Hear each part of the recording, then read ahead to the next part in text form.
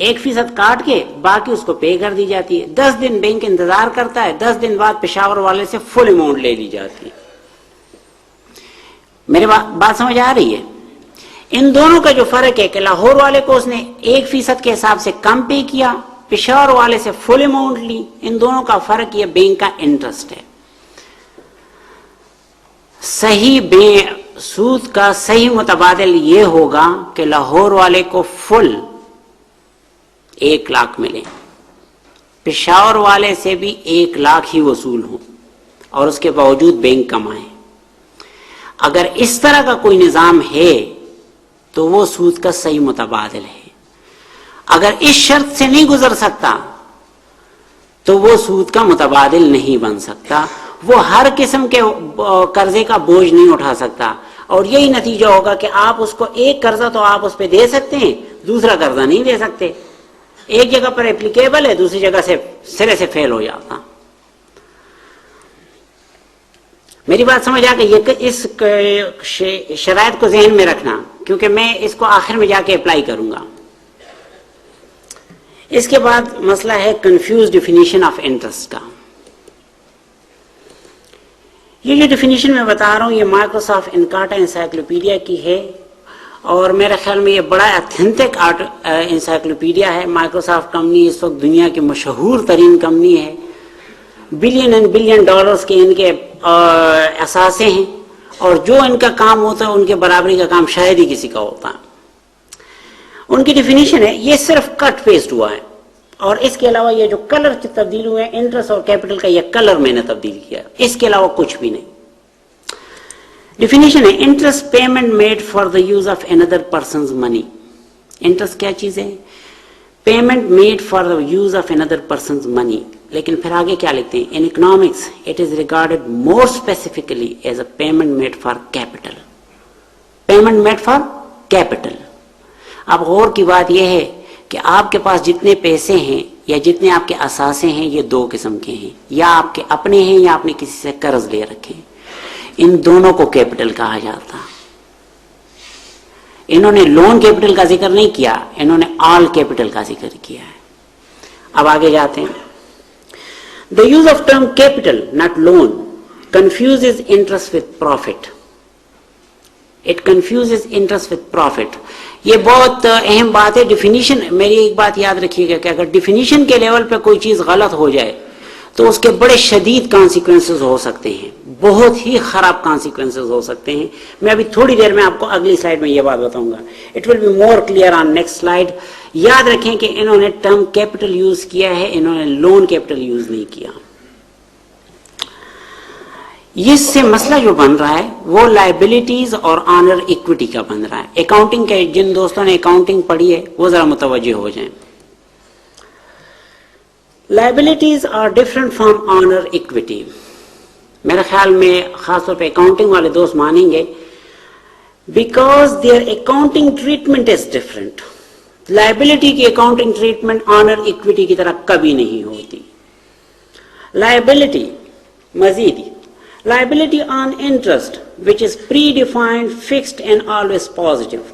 यही होता है, predefined होता है, fixed होता है, always positive होता है। honor equity का क्या हाल होता है? honor equity earns profit which is variable and may even be negative। जरूर नफा हो, नुकसान भी हो सकता है। लाइबिलिटी को कभी नुकसान नहीं होता, ऑनर इक्विटी को नुकसान भी हो सकता है। मजीद आप कह सकते हैं कि जी रेंट भी तो प्री डिफाइन होता है, फिक्स्ड होता है, ऑलवेज पॉजिटिव होता है।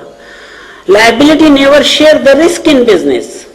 अभी थोड़ी देर पहले सर आतिफ ने कहा कि जो आदमी एक चीज रेंट पे देता है तो जिम्मेदारी उसकी रहती है। मैंने घर किराए पे दिए, घर गिर गया है, जिम्मेदारी जिसने किराए पे लिया उसकी नहीं है, मेरी है।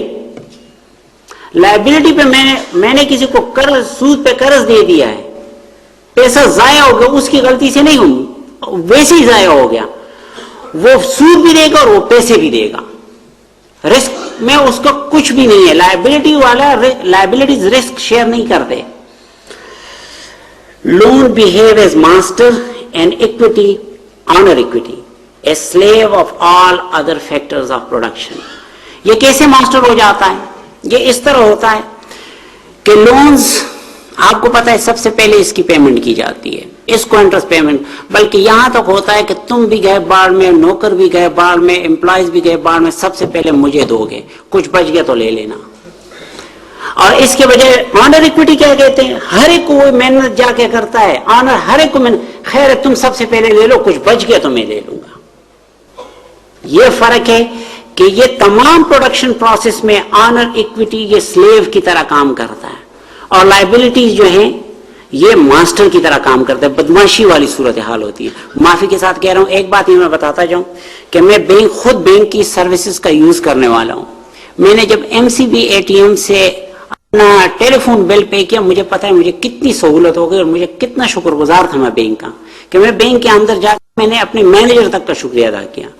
हमारा काम डियर ये है कि बच्चा है गंदा हो गया, गंदगी से हमने गंदगी दूर करनी है और बच्चे को रखना है।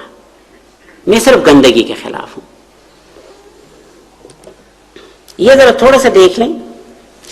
बिजनेस शुरू किया गया जी 1000 रुपए से, ऑनर ने अपने 1000 रुपए से बिजनेस शुरू कर दिया। ऑनर इक्विटी यहां पर एंट्री होती है, मेरे ख्याल में आप लोग समझ रहे हैं, एंट्री यहां पर होती है। ऑनर इक्विटी 1000 रुपए बढ़ती है और वही 1000 रुपए उसके एसेट में बढ़ जाते हैं, यहां कोई एंट्री नहीं होती। फिर दूसरा ट्रांजैक्शन हुआ, 500 रुपए उसने बैंक से लोन ले लिया, एंट्री कहां होती है, यहां नहीं होती, यहां होती। मैंने कहा उसकी अकाउंटिंग ट्रीटमेंट मुख्तलिफ है, उसकी अकाउंटिंग ट्रीटमेंट मुख्तलिफ है। मैं ये बताना चाहता हूं, लायबिलिटी और ऑनर इक्विटी की अकाउंटिंग ट्रीटमेंट मुख्तलिफ है। मजीद 1 साल गुजर गया, 100 रुपए अनेट, जरा ये देखिए, a net profit of ₹100 was earned after first year. 1 साल के ऑपरेशन हुई, 100 रुपए का नेट प्रॉफिट। नेट प्रॉफिट का मतलब ये कि लायबिलिटी को पहले से पे कर दिया गया है, लायबिलिटी को पहले से पे कर दिया गया, इंटरेस्ट पे हो चुका है, उसके बाद कुछ बचा तो 100 रुपए ऑनर को मिल गए उसको, लेकिन इंटरेस्ट ऑलरेडी पे हो चुका है। और 1 और साल गुजरो, 50 रुपए का नुकसान हो गया, तो नुकसान भी उसने सारा खुद ही बर्दाश्त किया है, उसको पहले से पेमेंट हो गई है। खुदा करे कि ये जीते के हार है, उसको पेमेंट जरूर होगी। मैं ये बात बताना चाहता हूं और इसीलिए आपको अब समझ आ जानी चाहिए। जो बात मैं बताना चाहता हूं गौर से सुने मेरे दोस्तों, साइंस का एक उसूल है और वो उसूल आप रोजमर्रा जिंदगी, वैसे कोई आसमानी उसूल नहीं है, इतना मुश्किल नहीं है, आप रोजमर्रा जिंदगी में यही करते हो। आप खाना खाते हो ना, नमक ज्यादा, मुंह में नौला डालते हो नमक ज्यादा है, अगला वाला क्या करते हो, सिर्फ रोटी का ले लेते हो कि नमक इसमें ज्यादा है कि इसमें ज्यादा। ये साइंस है। Science separates variable, science variable को अलग अलग कर देता है, उनको कंफ्यूज नहीं करता, उनको कंफ्यूज नहीं करता। मैं चलिए मैं आपसे पूछता हूं, 2 नंबर को आपने जमा किया, 20 आए, बताओ वो नंबर कौन कौन से हैं? 0 और 20 हो सकते हैं, 1 और 19 हो सकते हैं, 2 और 18 हो सकते हैं, 3 और 17 हो सकते हैं, कितनी पॉसिबिलिटीज हैं। गलती यह है कि डिफिनीशन इस जगह की देनी चाहिए, इस जगह की देनी चाहिए, या ये खुद ब खुद डिफाइन हो जाएगा। और जब आप इंटरेस्ट बताएं तो आपको बताना चाहिए कि लायबिलिटीज को इंटरेस्ट पे होता है, इसको प्रॉफिट पे होगा। आपको इस तरह डिफाइन कर देना चाहिए। आप ये जगह कहते हो कि इसको इंटरेस्ट मिलता है, जब आप इसको कहते हो तो मसला ये बता दिया था कि इसको भी इंटरेस्ट पे होता है, वो किस इंटरेस्ट है। इसके जो शदीद कॉन्सिक्वेंसेस होते हैं आपको थोड़ी देर बाद मजीद क्लियर हो जाएंगे। ये बहुत अहम बात है और ये टेक्निकल मसला है। मैं एक बात बताऊं, अगर मैं इस चीज की देखूं ना तो मैं जब मैं साइंस को देखता हूं कि वो वेरिएबल को कंफ्यूज कर रहा है, तो फिर मुझे ये सवाल पूछने दीजिए कि क्या इकोनॉमिक साइंस भी है? वेरिएबल को कंफ्यूज कर रहा है और कहते हैं साइंस है। साइंस इस तरह होती है।